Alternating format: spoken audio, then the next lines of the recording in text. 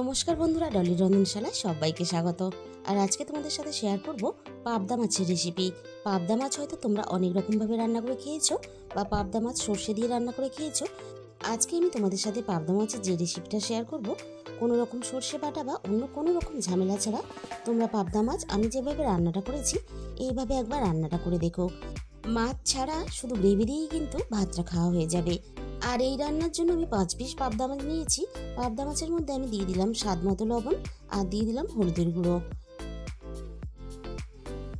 এবার আমি লবণ আর হলুদটা মাছের গায়ে হাত দিয়ে খুব ভালোভাবে ঘষে ঘষে মেখে নেব। তাহলে চলো রান্নাটা আমি কিভাবে করেছি সেটা এবার দেখে নেওয়া যাক। এই রান্নার জন্য আমি প্রথমে কড়াইয়ের মধ্যে প্রয়োজন মতো সর্ষের তেল দিয়ে দিলাম। আর এই রান্নাটা কিন্তু অবশ্যই সর্ষের তেলে করার চেষ্টা করবে। সর্ষের তেলে রান্নাটা করলে তাহলে রান্নার স্বাদ আর গন্ধ দুটোই ভালো হবে। তেলটা প্রথমে আমি খুব ভালোভাবে হাই হিটে গরম করে নিলাম। গ্যাসের ফ্লেমটা মিডিয়াম টু লোতে রেখে এবার আমি একে একে মাছগুলোকে ভাজার জন্য তেলের মধ্যে দিয়ে দেব। আর পাবদা মাছ তেলে দেওয়ার সাথে সাথে কিন্তু একটু হালকা ফাটতে শুরু করে, তাই খেয়াল রাখতে হবে তেলটাকে প্রথমে খুব ভালোভাবে গরম করে নিয়ে তারপরে গ্যাসের ফ্লেমটা মিডিয়াম টু লোতে রেখে মাছগুলোকে ভাজতে হবে। তাহলে আর ফাটার কোনো ভয় থাকবে না। মাছের আমি একটা সাইড খুব ভালোভাবে ভেজে নিয়েছি, অপর সাইডটাও আমি ঠিক একইভাবে বেশ লালচে করে ভেজে নেব। মাছের আমি দুটো সাইড একইভাবে বেশ লালচে করে ভেজে নিয়েছি। এর থেকে আমি আর বেশি ভাজবো না। এবার আমি সমস্ত ভাজা মাছগুলোকে কড়াই থেকে নামিয়ে নেব। বাকি মাছগুলো ভাজার জন্য ঠিক একইভাবে আমি তেলের মধ্যে দিয়ে দেব। সবগুলো মাছ আমি ঠিক একইভাবে উল্টে পাল্টে বেশ লালচে করে ভেজে নিয়েছি। এবার আমি ভাজা মাছগুলোকে কড়াই থেকে নামিয়ে নেব। আর পাবদা মাছ কিন্তু খুব বেশি একেবারে মুচমুচে করে লালচে করে ভাজবে না, তাহলে অনেক বেশি শক্ত হয়ে যাবে। রান্নার পরে খেতে কিন্তু অতটা ভালো লাগবে না। বাকি মাছগুলো কড়াই থেকে নামিয়ে নেওয়ার পরে ওই একই তেলের মধ্যে আমি ফোড়নে দিয়ে দিলাম অল্প একটু কালো জিরে। আর সাথেই আমি এখানে দিয়ে দেব রান্নার প্রয়োজন মতো থেতো করা রসুন। আমি 6-7 কোয়ার মতো রসুন আগে থেকে একটু থেতো করে রেখেছিলাম। আর এই রান্নাতে কিন্তু রসুন এইভাবে একটু থেতো করে দিতে হবে। আর এই রান্নার জন্য রসুন কিন্তু এরকম বেশ একটু লালচে করে ভেজে নিতে হবে। এই রান্নার জন্য আমি আগে থেকে একটা বড় সাইজের পেঁয়াজ গ্রেট করে রেখেছিলাম। পেঁয়াজটা আমি ভাজার জন্য তেলের মধ্যে দিয়ে দিলাম। আর সাথে আমি ঝালের জন্য 3টে চেরা কাঁচা লঙ্কা দিয়ে দিলাম। পেঁয়াজ আর কাঁচা লঙ্কাটা আমি মিনিট খানেকের মতো নাড়াচাড়া করে ভেজে নেব। আর কাঁচা লঙ্কা যদি এভাবে একটু হালকা ভেজে নিয়ে রান্নাটা করা হয় তাহলে কাঁচা লঙ্কার সুন্দর মিষ্টি গন্ধটা রান্নার সাথে মিশে যাবে। এবার আমি কেটে রাখা বেগুনগুলোকে দিয়ে দিলাম। এবার আমি বেগুনগুলোকে নাড়াচাড়া করে মিনিট 5-এর মতো ভেজে নেব। বেগুন যেহেতু খুব ভাজতে সময় লাগে না আর সিদ্ধ হতে সময় লাগে না, তাই বেগুনগুলোকে আলাদা করে ভাজার দরকার নেই। বেগুনগুলো দেখো আগের থেকে অনেকটাই নরম হয়ে গেছে। বাকিটা রান্না হওয়ার সাথে সাথেই নরম হয়ে যাবে। এবার আমি রান্নার মধ্যে অল্প একটু জল দিয়ে দেব, যাতে বাকি মশলাগুলো দেওয়ার সাথে সাথে পুড়ে না যায়। প্রথমে আমি দিয়ে দিলাম হাফ চামচের একটু বেশি হলুদের গুঁড়ো। আর রান্নাতে যেহেতু আমি ঝালের জন্য আগেই 3টে কাঁচা লঙ্কা ব্যবহার করেছি, তাই ঝালের জন্য অল্প একটু দিয়ে দিলাম লঙ্কার গুঁড়ো।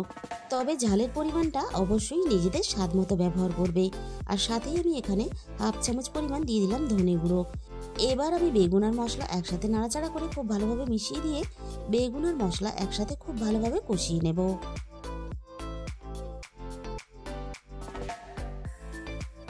মিনিট 5-6 মতো আমি সবকিছু একসাথে নাড়াচাড়া করে খুব ভালোভাবে কষিয়ে নিয়েছি। এবার আমি রান্নার মধ্যে দিয়ে দেব ফ্যাটানো টক দই।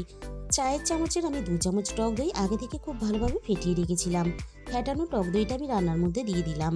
সাথেই আমি টক দইয়ের বাটি ধুয়ে অল্প একটু জল দিয়ে দিলাম। এই সময় আমি রান্নার স্বাদ মতো লবণটা দিয়ে দিলাম।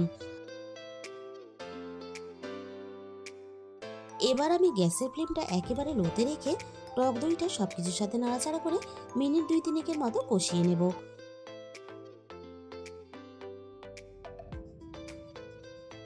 মশলাটা আরো ভালোভাবে পাক হওয়ার জন্য আমি মিনিট 2 মতো ঢাকা দিয়ে দেব। ঠিক 2 মিনিট পরে আমি কড়াই থেকে ঢাকাটাকে সরিয়ে নিলাম। আর দেখো মশলা থেকে সুন্দরভাবে তেলটা আলাদা হয়ে গেছে। আমি আরো একটু মিনিট 3-4 মতো খুব ভালোভাবে কষিয়ে নেব। আর এইভাবে বেগুন আর মশলা একসাথে কষিয়ে আমি বেগুনগুলোকে 80% মতো রান্না করে নেব।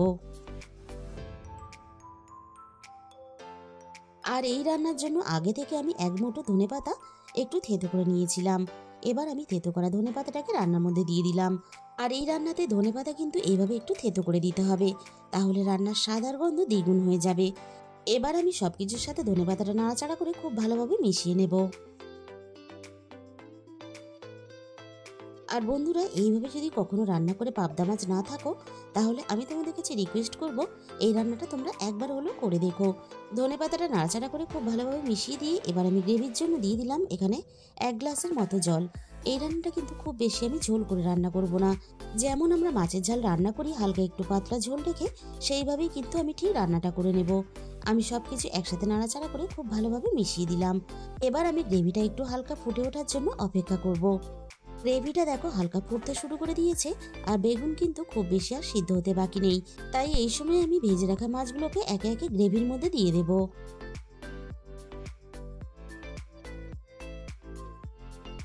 আর আমি গ্রেভির মধ্যে মাছগুলোকে নাড়াচাড়া করে খুব ভালোভাবে মিশিয়ে দেব।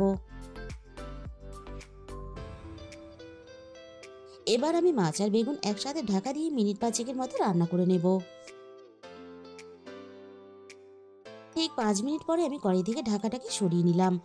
দেখেই বুঝতে পারছো বেগুনগুলো খুব ভালোভাবে সিদ্ধ হয়ে গেছে, আর মাছগুলোও কিন্তু খুব ভালোভাবে সিদ্ধ হয়ে নরম হয়ে গেছে। আমি আবারও একটু রান্নাটাকে নাড়াচাড়া করে নিলাম। রান্নাটা আমার এখানে পুরোপুরি রেডি হয়ে গেছে। আজকে আমি যেভাবে রান্নাটা করেছি তোমাদের যদি ভালো লেগে থাকে, তাহলে একদিন হলেও বানিয়ে দেখো।